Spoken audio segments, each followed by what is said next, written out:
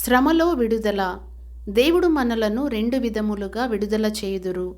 ఒకటి, ఆయన మనలను శ్రమ నుండి విడిపించుచున్నారు. రెండు, మనము శ్రమలో ఉన్నప్పుడు ఆయన మనలను విడిపించుచున్నారు. ఈ రెండు అనుభవములను 91వ కీర్తనలో చూడగలము. నిశ్చయముగా వేటగాని ఉరిలో నుండి ఆయన నన్ను విడిపించును అని ఈ కీర్తన యొక్క 3వ వాక్యము తెలుపుచున్నది. దేవుడు మనలను శ్రమలో నుండి విడిపించుటను లేక శ్రమల నుండి కాపాడుటను గుర్చి మొదటి వాక్యము మొదలుకొని 14వ వాక్యము వరకు గల వాక్యములన్నీ తెలుపుచున్నవి. కానీ శ్రమలో ఆయన మనలను విడిపించును అని 15వ వాక్యము తెలుపుచున్నది. అతడు నాకు మొరపెట్టగా నేను అతనికి ఉత్తరం ఇచ్చేదను, శ్రమలో నేను అతనికి తోడై ఉండేదను, అతని విడిపించి అతని గొప్ప చేసేదను.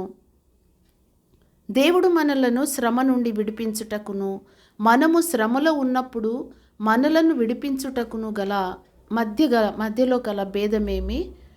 మన జీవితములో దేవుడు ఒక శ్రమను లేక శోధనను అనుమతించున్నప్పుడు ఆయన మనలను హెచ్చించి ఘనపరచగోరుచున్నాడని మనము తెలుసుకొనవలెను. శ్రమలో నేను అతనికి తోడై ఉండేదను, అతని విడిపించి అతని గొప్ప చేసేదను. విడుదలతో పాటు ఒక ఆత్మీయ పదోన్నతి కూడా వచ్చును.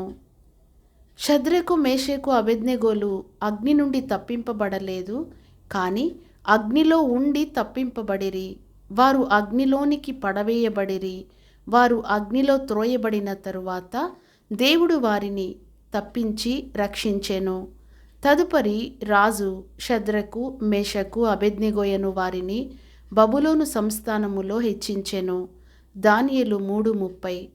దేవుడు దానియేలును సింహముల గుహ నుండి రక్షించి విడుదల చేసి ఉండవచ్చును. అయినను ఆయన అతనిని సింహముల గుహలో పడద్రోయుటకు అనుమతించి అటు తరువాత ఆ శ్రమలో అతనిని కాపాడి దాని నుండి తప్పించెను. అతడు విడిపింపబడిన పిదప రాజు దానియేలును అత్యధికముగా ఘనపరచి, దానియేలు దేవుడే జీవము గల దేవుడని, అందరూ ఆ దేవునినే సేవింపవలెనని ప్రకటించెను. యోసేపు గోతిలో వేయబడెను, చెరసాలలో వేయబడెను. అటు తరువాతనే అతడు ఘనపరచబడి ఐగుప్తు దేశమంతటికి అధిపతిగా హెచ్చింపబడెను.